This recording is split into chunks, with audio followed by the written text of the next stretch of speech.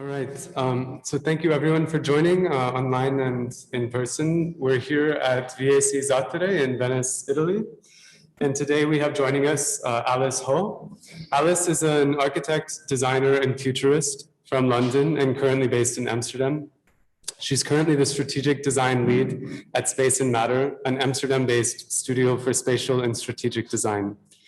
Alice is also a studio tutor on the Bachelor's Architectural Design at the Rietveld Academie and partner at urban think tank In-Between Economies. So throughout the past few months, our research here at VAC Zatere has shown that the shift towards a non-extractive architecture requires much more than just the change of building materials. Today, through this lecture and workshop, Alice will turn our attention towards the business models behind the buildings. This talk and workshop will ask how alternative ownership models for land, buildings, and resources can facilitate the shift towards a non-extractive architecture, and how new technologies, methods of contracting, and impact accounting might enable it. So with that, thank you so much, Alice. Take it away. Thanks, Connor. So, yeah, without further ado, this is a project initiated by us, Spacemata, together with And the People and New Economy, and working really in support of Community Land Trust H-Buurt, which is the first Dutch community land trust, which has been around since a few years now. So what I'm going to take you through is a bit of the introduction, this framework we've developed for kind of long-term thinking, and then go into a series of 4 use cases designed around the idea of a 7 generations neighborhood. So in terms of the kind of argument or what we believe we need to reimagine our relationship with the future. We have a kind of systemic problem in the built environment that I know you are all researching around the kind of short-termism of this extractive model by which cities are mostly built today. And if we look to kind of more historic built structures like the Great Pyramid of Giza, this has stood for 4,500 years. And it's really unimaginable for a structure or a city or a kind of space even to be lasting this long today. And why is that? What's the kind of cultural connection to a structure like this, which makes it different from the things we build today? I was really personally shocked to find out this statistic, that the average lifespan of a building today is just 42 years in Europe. And if you know, as I'm sure you all do, how much energy and material resource goes into producing buildings, this is really unbelievable. And actually what we're going to do in the workshop this afternoon is try to extend that, try to think in future kind of time horizons and expand out the longevity of building components. So for this research, what we challenged ourselves to do is answer the question or come up with a series of trajectories of how we might redesign the business model behind the built environment to ensure our planet remains livable for current and future generations. And what we're excited about is this potential match with the Community Land Trust. So a Community Land Trust, I don't know how much you guys already know about the model, but it's this kind of community-owned organizational structure, which actually stewards land and buildings on that land for perpetuity, meaning infinite time in theory. So this has a really interesting relationship with kind of the lifespan of building components and this kind of overall lifespan of buildings. And what we're interested to do also through this community land trust model is work with some of the groups in society who are going to be most impacted by climate change, which we know is young people, first of all, because they're going to have to live through more of it. And then disadvantaged groups who are kind of less able to deal with the consequence of it, both financial and kind of societal. And what we want to do is really use time as a medium of design. And that's also what we will do this afternoon by actually matching a business model to life cycle. So rather than the traditional kind of extractive model of just getting as much value out of land as possible, what if we focused on the material life cycle of each layer of a building and designed a business model to maximize it? So maybe you guys have already worked actually a bit with this Stuart Brand Sharing Layers of Change model. Have you seen it before? Yeah. So this was really kind of the basis for our research, like splitting up actually a neighborhood into these layers. And a couple of years ago, the social layer was added by circular economy, which we can also kind of debate if that's really a relevant layer. And we chose a series of use cases, one from each layer, to design business models around. And we worked with this community group in the Bijlmer in the south of Amsterdam to figure out what is a neighborhood for 7 generations. So the 7 generations framing comes actually from the Iroquois Confederacy. Maybe some of you have been looking into kind of indigenous relationships with nature and with the environment. And in their sort of manifesto, the way that they are structured, they think for 7 generations. So they make policies, legal agreements, and kind of plans with 7 future generations in mind. And we were really inspired by this and kind of worked with this community group in Amsterdam to think about what that means for them. So on a high level, we came up with these 3 kind of main objectives: that the neighborhood should be inclusive and affordable for perpetuity, should be nature-based, and should be in constant transformation. So it's never kind of static and still, but it's really adaptable for future uses. And then if we dive into what that means from a more kind of detailed technical perspective, what we did is set up a series of requirements and then calculate the impacts of each business model across 7 generations. So the requirements are from user, supplier, technical, and spatial, and governance and maintenance. And the impacts we thought of from the perspective of social, financial, environmental, regulatory, and material. And actually, this is the framework that I want to work with this afternoon in the workshop as well. So you guys will all design your own business models based on this framework. A part of this research was also kind of hunting around, sensing and scanning for changes that are happening in the kind of investment into the built environment today. So in terms of technology, but also kind of shifts in society, there's a number of, you could say, trends or enablers that could help with this longer term thinking in the built environment. So some that we especially worked with for this project, I would say, is long-term investing and matching investor to life cycle. So increasingly, for example, longer term investment vehicles like pension funds are interested in kind of the circular economy because they would like a very slow and long-term return on investment.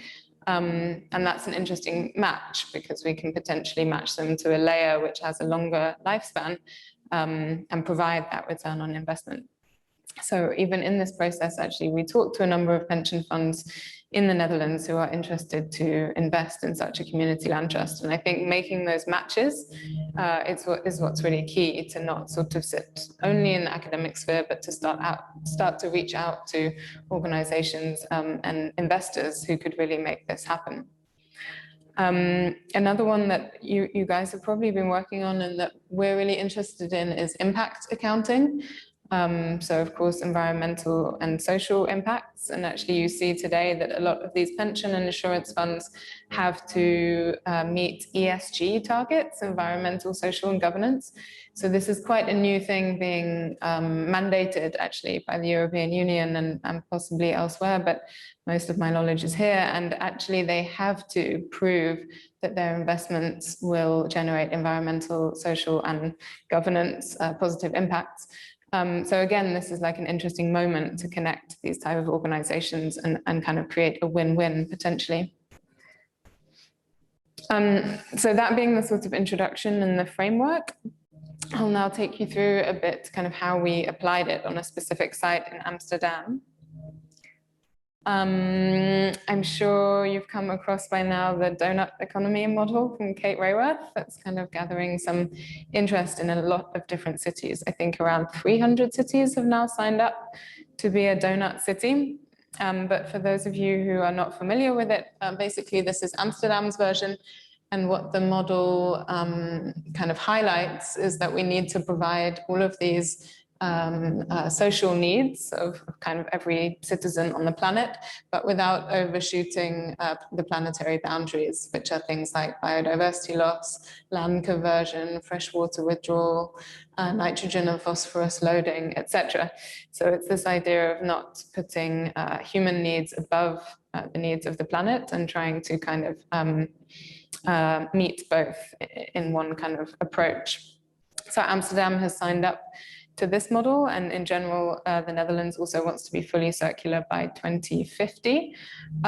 So a lot of energy at the policy level and also within kind of the business world in the Netherlands is going into this. And this is really the framing of our work. So we're also challenging ourselves to kind of make this quite abstract model site-specific and implementable. So we worked with the specific site in southeast Amsterdam, the Bijlmer. You may or may not have come across this neighborhood, because even if you don't live in Amsterdam, it's got quite a rich and in a way fraught history of being a kind of post-war development that went wrong or had social challenges and then had a number of urban plans imposed on top of it by the municipality, but in quite a sort of top-down way. And now in the city's new plan, we see that it's again a kind of highlighted area for new infrastructure, new housing, general densification. And the challenge is how to do this kind of transformation in a circular or sustainable way. But what the city is also interested in is these kind of alternative ownership models. So separate to the donut strategy, which sits with the sustainability team, there's also a housing ownership model strategy, which focuses particularly on cooperatives. And now also they are interested in supporting this community land trust. So we're kind of trying to bring these two policy directions together. The housing affordability and availability piece together with the kind of sustainability piece. And this is the group. This is the first community land trust in the Netherlands in the specific site called the H-Buurt, which is a neighborhood within the Bijlmer. And actually this group of residents, I think it's 110. Here you just see a few of them. They've been kind of working together as a group for, I think, almost 3 years now. So before we started this research 6 months ago, they were already established and had kind of set up a legal structure and decided that they wanted to build affordable housing on this particular site. And they have quite some support in terms of the municipality, but they don't have financing because no Dutch banks will actually lend to cooperatives or CLTs. So any community housing group in the Netherlands has to get investment from German banks, which is a very weird thing. And also they don't have the kind of expertise to know how to develop, especially to develop in a circular way. So this was how we got connected to them, and we would like to support them kind of on both those fronts. So what we started with was actually contextualizing this community land trust model in the Netherlands, because as I mentioned, it's not been done before, largely you could say because the municipalities own most of the land in the Netherlands, which is a pretty good situation, I would argue, compared to, let's say, Great Britain and America, where most of the land is private. So the municipalities therefore have more agency to kind of set the conditions of what development goes where, and interestingly, maybe set the conditions of a circular economy.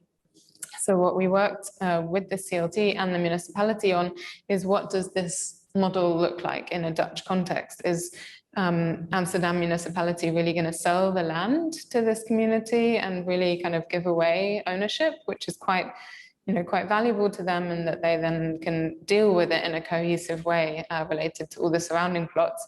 Or is it going to look more like something like a set of conditions where the municipality says to the CLT, yes, you can develop this site, but you have to achieve X, Y, Z environmental, social conditions over X, Y, Z number of years. So this is what it's more likely to be. And this is a sketch of how it might work. Probably there will be a housing cooperative for the residential part, a kind of plinth co-op for the shared program, the kind of public program. And then the land underneath will be kind of leased to the CLT according to a set of conditions.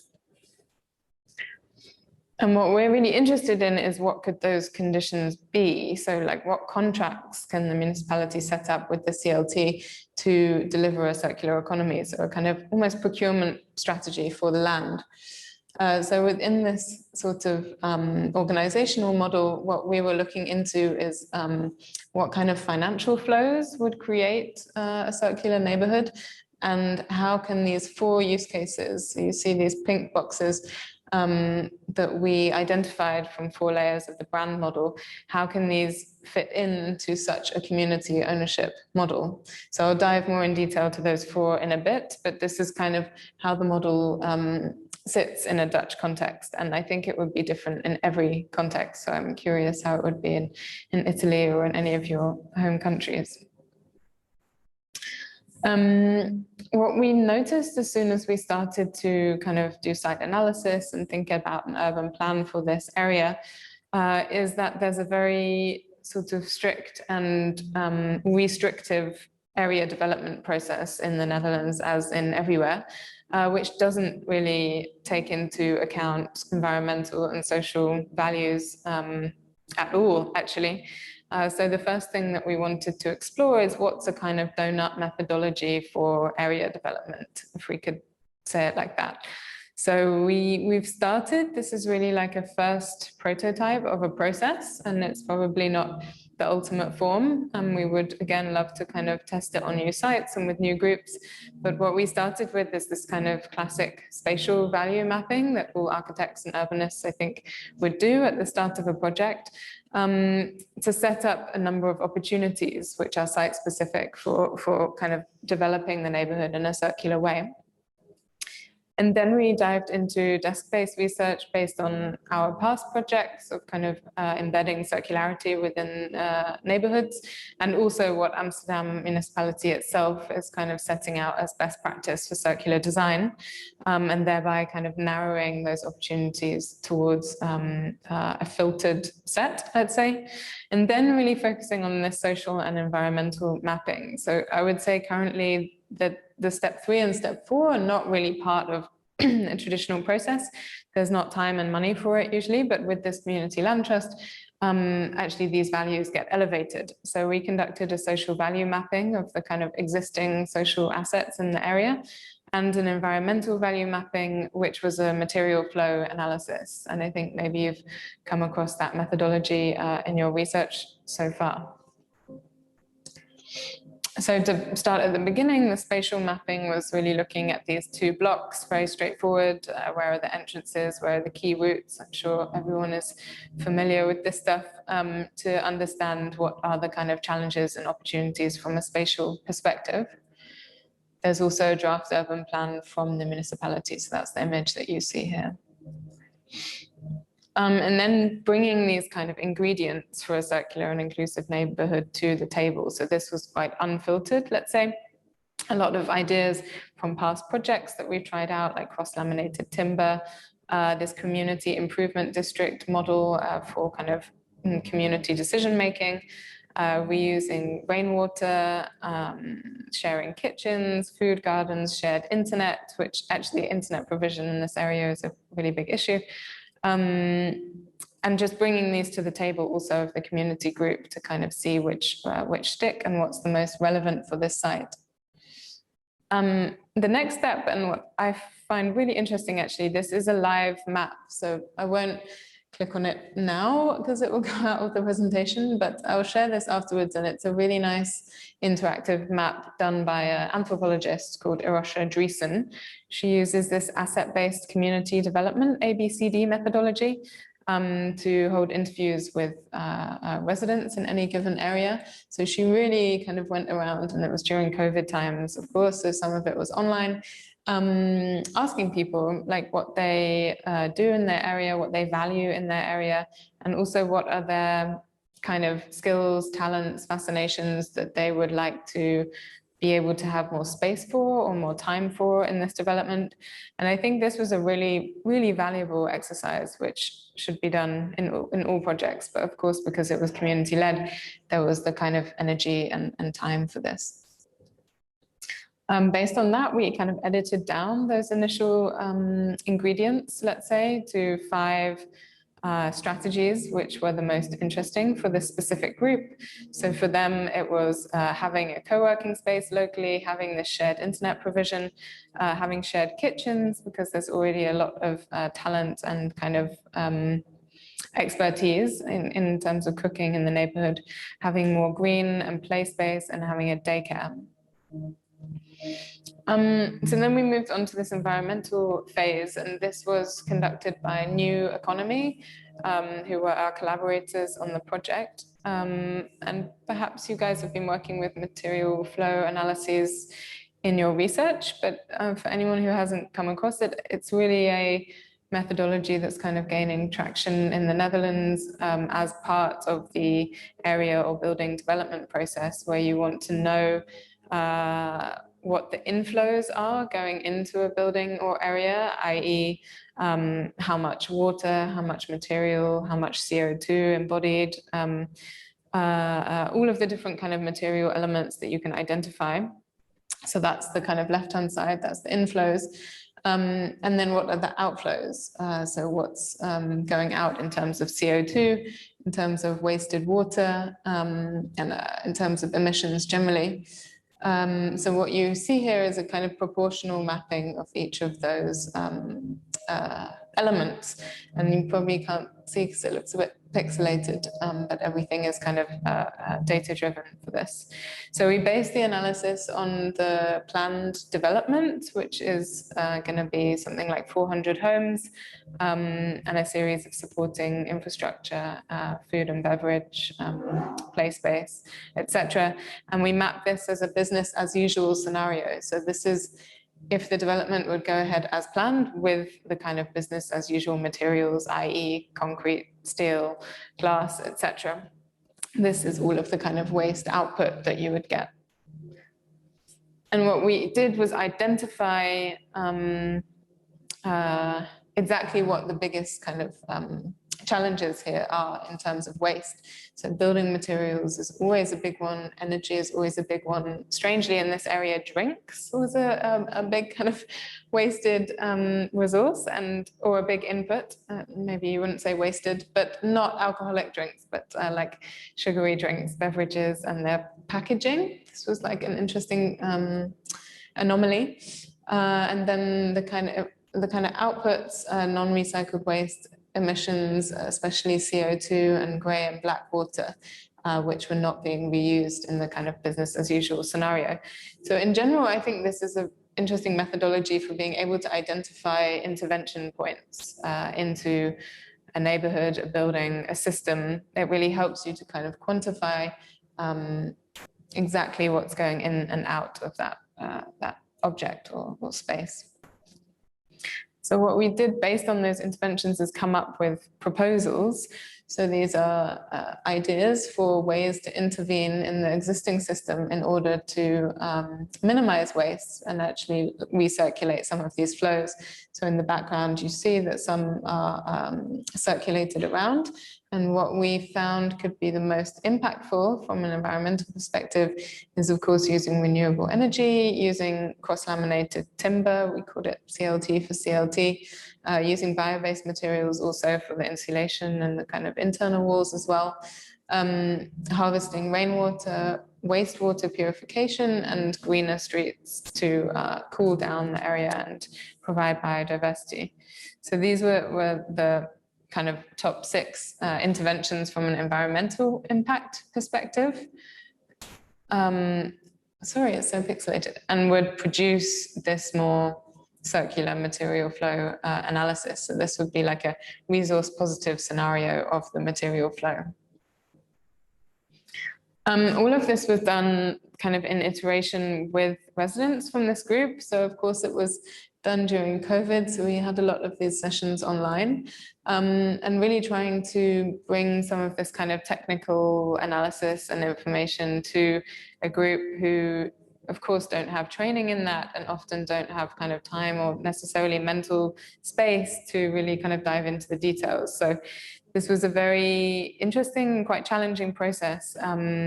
But we wanted to make these ideas for interventions relevant to this group because, well, they simply won't be implemented if kind of residents are not on board. So this was an important part of the research. So based on that, based on the social, spatial, environmental mapping, and then testing with residents, we came up with these 4 use cases. I'll shortly describe them here, and then I kind of go into the business models of that we designed for them. So herbs and food, this is like a classic community garden, but we also have come up with a model for carbon sequestration in the soil and for the community to actually be managing that kind of exchange. Environmental comfort as a service is a model for performance of kind of environmental comfort inside the building, which brings together clean energy production with insulation. So usually you have 2 separate companies dealing with those 2 aspects, but by bringing them together, you kind of align incentives and there's no longer an incentive for energy to be wasted and insulation not to be provided, but bringing them together just makes a lot of sense. A space for change is, maybe you guys have come across the open building model from the Netherlands. So it's basically a system for the structure of a building to be fixed, i.e. the minimum structure. So thinking just of columns, load-bearing structure, and then anything which is internal to be movable over time. So not being sure what the future use of a building might be. How could we design a kind of system of modular components which can adapt to future uses? Clean and Fix is actually a space for sharing tools and for people to meet each other. So this was something that the group really wanted to include. Wait for time. Okay, I try to go a bit quick. This is the last part. So now thinking about the business cases to enable those kind of outline briefs for those 4 use cases. So here are the 4 again. And in terms of the business models, this is a way we found to communicate graphically the kind of inputs and outputs of these business models. And we developed these also with New Economy, who are kind of business strategy specialists, but not designers and not graphic designers. And I think one of the challenges of architects entering this space of doing kind of business modeling and thinking of talking to investors, pension funds, insurance funds, is actually how to communicate like new ideas. So I'm really curious as well if you guys have found ways to visually describe abstractions like business models in a way that can be communicatable to all different audiences. This is kind of as simple as we could make it. In the end, we had like sprawling Neros of kind of mad lines and links, and yeah, we tried to boil it down to something quite clear. But what you see here, basically, there's always a board, which would be a group of residents who would take care of the kind of organization of one of these business models or use cases. And then we've mapped out what would be the relationships to different local actors. So in this herbs and food board, for example, oh no, it's a bit blocked here, but I'll tell you, it's like CO2, here you go, CO2 bank. So the idea is that if you would get a critical mass of these community gardens, then they create an investable proposition for carbon credits. And this is one way that the Community Land Trust could actually earn income also on its land. And in addition, creating this kind of relationship with local restaurants and markets, because one of the interesting things I think about community land trusts versus like cooperatives is that they have this relationship with the surrounding infrastructure. So it's not about stopping the community at the building limits, but it's about connecting beyond the building limits to like local restaurants, cafes, other resident groups in surrounding buildings, and kind of opening up that infrastructure rather than creating this kind of exclusive boundary. Yeah, so this is the first model. Yeah, so for each one, I won't go too much in detail here, but we came up with market benchmarks as well. So where are similar things happening in the world that are kind of existing precedents or suggest that this is possible. And then this impacts piece, where I showed the framework right at the beginning. And what you see here is that we have made an estimation of the impacts across future generations. And I won't go through all the detail, but we pulled out, I think, like some of the most interesting impacts, and also tried to quantify them. So we can see, for example, increased food security, reducing food costs week on week, increasing CLT income, and reducing food waste. And during this process, the residents who were involved were extremely concerned, of course, with how much any of these interventions might cost. So it was once a kind of exercise of dreaming, of imagining this 7 generations neighborhood, but also of being very practical. Like, would anyone implement this tomorrow? How much is the upfront cost? What could be the return on investment over months and over years? So we had to kind of prove that in the process. Environmental comfort as a service. This is a kind of service contract that the board of the CLT would have with the service provider who's providing both the insulation and the energy.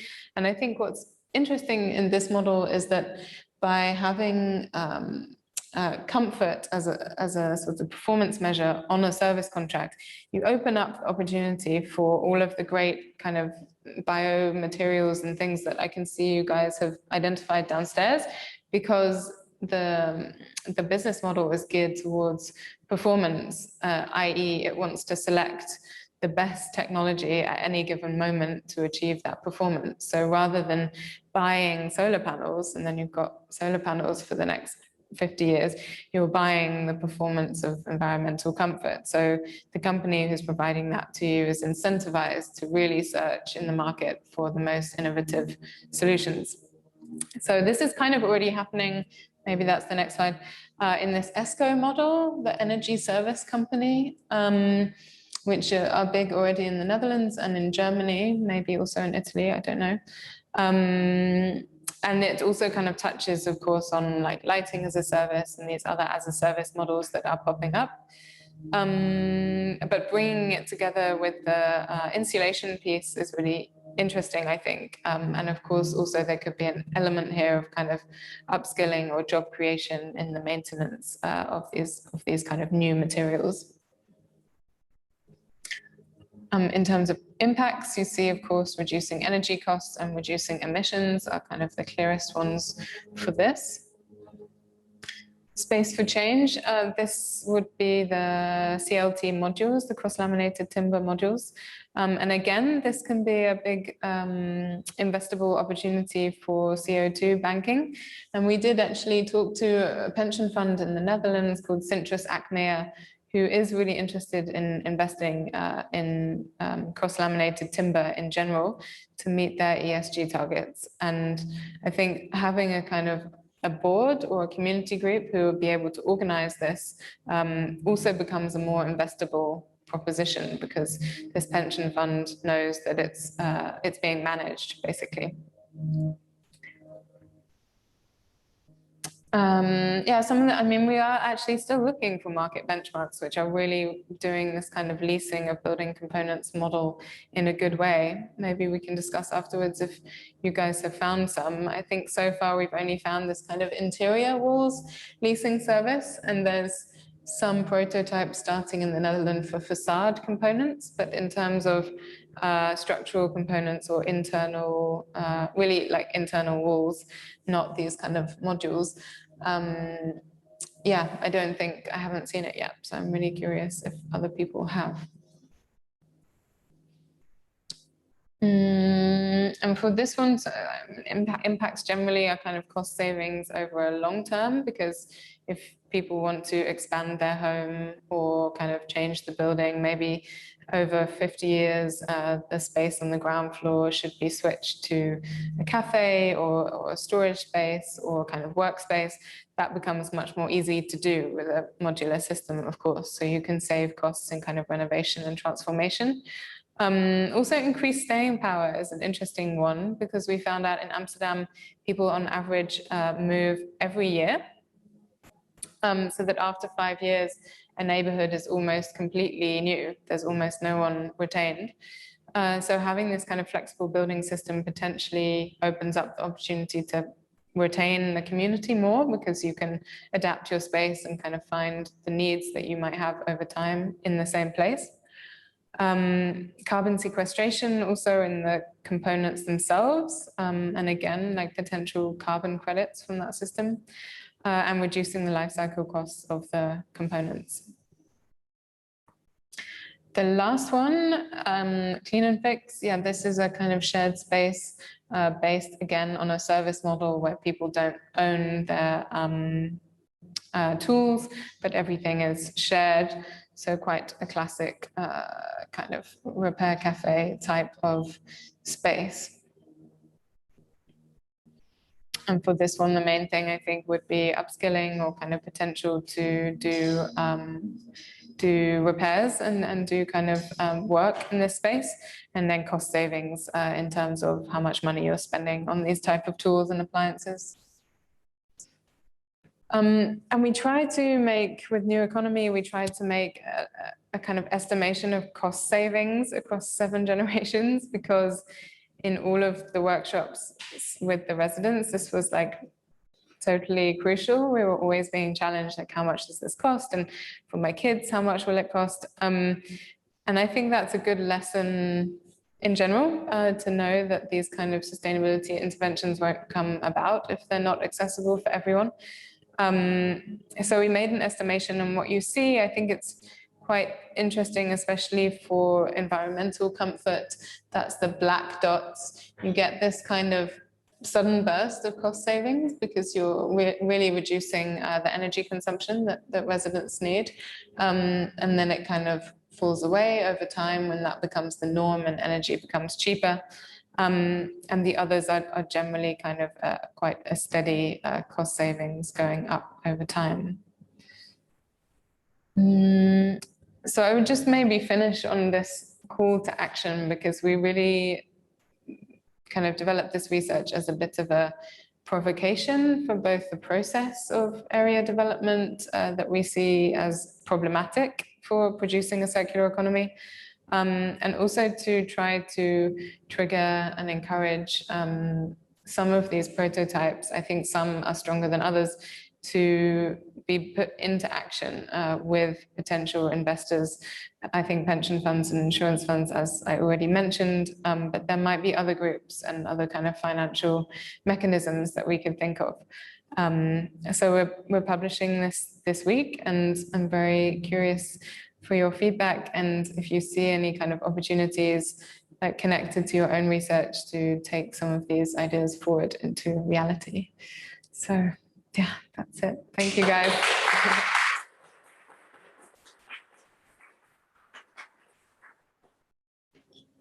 Definitely nice if there are any questions.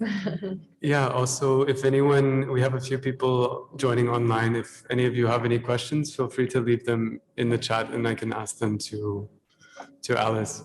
But no, this is super interesting, and it's kind of nice to have this at the end of this round of the residency ends next week, and I feel like this project really touches on a lot of the things that various things that we've been researching, sorry, and does so in a way that's actually applied, which is super, it's not just in this kind of speculative realm, it's actually on the ground as well, which is quite exciting.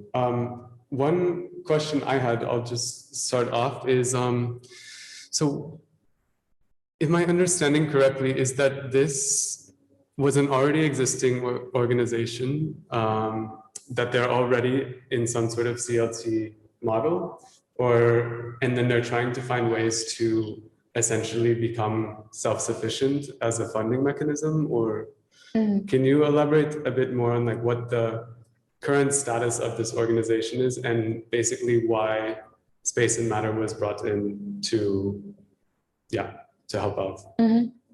Yeah, well, exactly. I think they started around 3 years ago as a group of residents who saw land value and prices for housing in Amsterdam kind of rising exponentially, as in all major capital cities.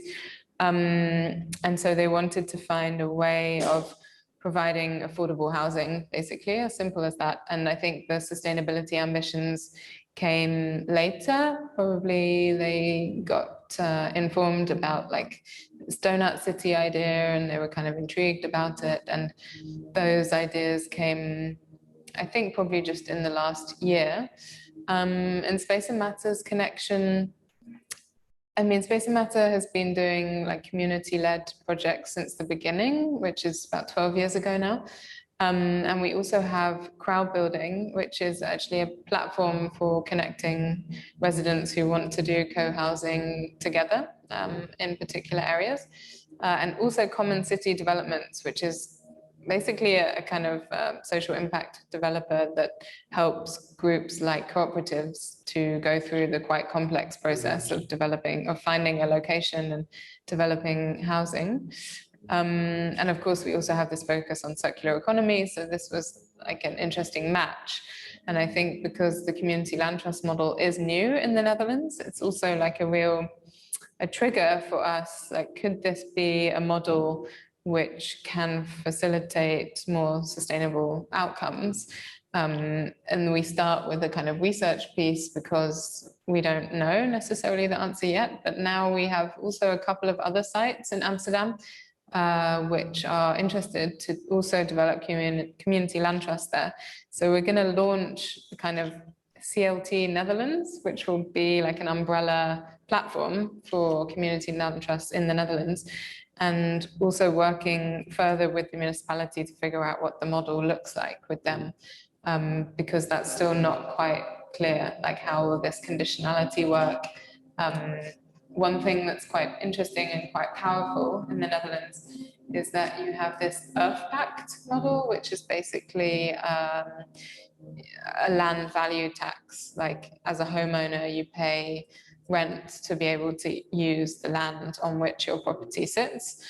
And that means that the municipality can put conditions on that Earth Pact. So you can only use this land if you sequester X amount of carbon per year. So this is like really interesting field, I think, to dive into. And that's why we're really keen to do this. Like, how do you use the existing policy mechanisms that you have in any given location to drive the outcomes or impacts that you want to achieve? And then, of course, we also can support on the urban design and the architecture design once the project gets to that phase. But right now, it's really figuring out how does the organizational and land ownership model work, and also helping them to get funding, because as I mentioned, that's not really straightforward for community groups in the Netherlands right now. So we support on that side as well. That's super interesting. Does anyone else have a question? Yeah. Maybe I can, so it's on the recording. Thanks for the beautiful presentation. And I was just curious about the word generations, because I guess when I think of it, I immediately think of a family, like generations within a family. So I'm wondering if the model assumes that the present owners will remain, or if it's generations spanning multiple families, like what the stance on mobility is, I guess, because in my past few generations, there's been a lot of moving and immigration. And does this model work best if they stay, you know? Yeah, that's a really good question. I think we thought of it more as an open model for generations of humans generally, not necessarily like one family line. So then the idea is like one generation is roughly 30 years. So 7 generations is like 210 years. This is what we thought of. But yeah, whether there's an idea of keeping also people like specific individuals in the area is an interesting point in relation to a community land trust, because indeed the people who've set up this CLT like do it with the idea that they as individuals will also be involved in the development of the land and will get some benefit from that, both like social, being able to afford the housing, but also maybe being able to pass that on to their kids. And I think that's something for us to consider that I haven't thought about it before, like how to make that a very open model. So it's not like this particular group will retain ownership and then that passes on to their kids and passes on to their kids. But there has to be a kind of level of flexibility and openness, I think, and inclusion in that. And maybe we would need to look at sort of barriers to entry, or I mean, right now the CLT is pretty much completely open to anyone who wants to join it, as I understand it. It's about 110 people right now, but in the future it could be more.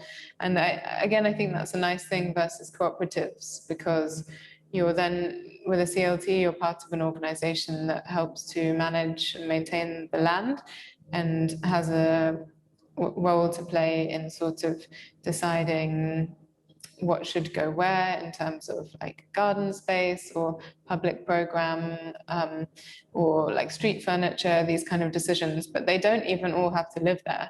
So it's not that there's a kind of finite limit of how many people can be on this site, because it's actually just how many people can kind of take decisions together. So yeah, I think I'd have to kind of dive more into the CLT model and how it works over time. I think that's a really good question. Maybe look to some historic precedents like in the US that have been around for many years and see how that kind of ownership structure has developed over time. Yeah, thanks. I just thought it was a detail that was interesting because I guess COVID has also made people quite like polarized about how much we travel in the future or immigrate and stuff like that. But yeah, thanks again. And I'm sorry I can't stay for the workshop. Oh, no, no worries. It was fun. Yeah, thank you for the presentation. And I have a general question. And how do you see the role of technology in the establishing a new type of governance? Like a community land trust, Like community for land example? trust, yeah. Yeah, big question. Well, I know you guys had the talk from Maxime before, and maybe he talked about DOMA. Yeah. This kind of tokenization. So maybe this is what you're hinting at. Yeah, I think it's extremely interesting. Maybe it's also a question of scale.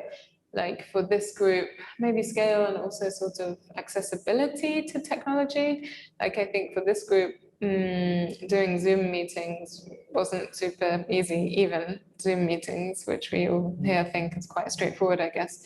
Not everyone has their own computer. Like sometimes you had like 3 people behind the computer, and that's difficult in COVID times, of course. So I wouldn't think that for this particular demographic, switching to tokens which need to be digitally managed or operated would be very appropriate. But also it's only about 110 people, as I mentioned, so they all live in like physical proximity of each other and have an existing community space where they can meet and take decisions. I think once you would scale up the model, as the DOMA model suggests, this kind of hyper-distributed cooperative, then it becomes useful and valuable to be able to have like a common financial mechanism, basically, i.e. a token, which can sort of flatten differences maybe across countries or across regions or whatever. Yeah, which I'm also really interested in. And one of the things we would love to develop ultimately is a sort of CLT fund, which could be many CLTs connected together. Firstly, I think we think of the Netherlands, but then Europe-wide would be really interesting, which would look a bit like the DOMA model where individual members are paying into one fund and then projects in other locations could sort of draw down on that fund. Because one of the things is getting finance and the kind of risk perception from traditional banks of investing in these community groups. So if you could have communities funding each other, I think that would be a really good thing.